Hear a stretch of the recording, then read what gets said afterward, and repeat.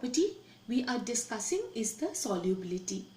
Now, before going into the divisions of solubility, first we should know what solubility is.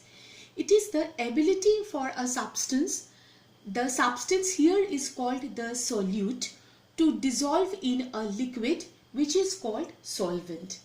Suppose you are taking a sugar water, that means sugar is added into a glass of water.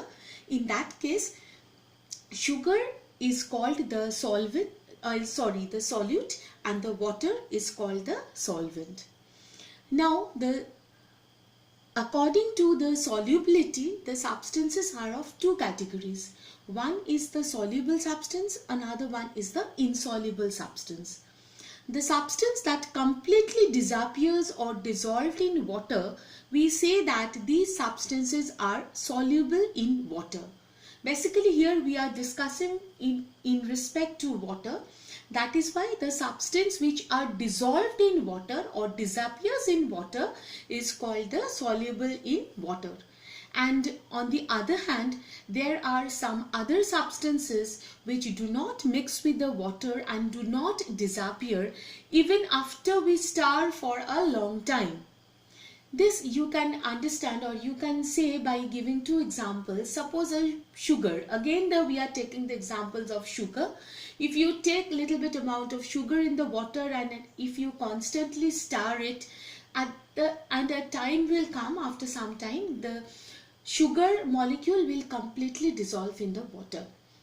But on the other hand, if you do the same experiment with little bit of sand, you will notice even after you stir constantly for half an hour, the sand will not be dissolved into the water. So sugar is a soluble substance, sand is an insoluble substance. Here is a table which says mixing different solid material in water. That means if you dissolve different solid materials in the water, how will it react? First one is salt, which if you take into the water, it will disappear completely. Next is the sugar, it will also disappear completely. Next, just now I had told about the example of the sand, that is, it will not dissolve in the water. Even the chalk powder and the sawdust will show the same result, that is, they will never dissolve in the water. Here is another example or another table which shows some liquids. First one is the vinegar.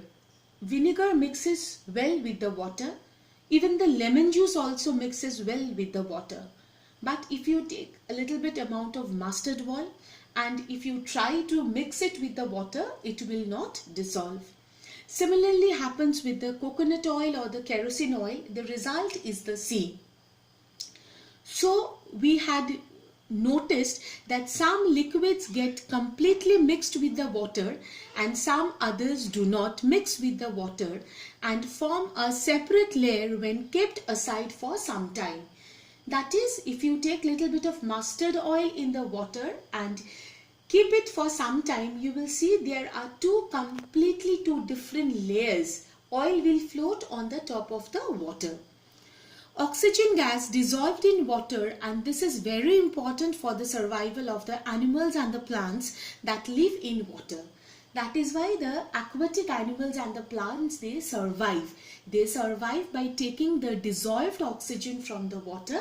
That means the oxygen gas dissolved into the water and they take that as a dissolved oxygen, which helps them for their respiration.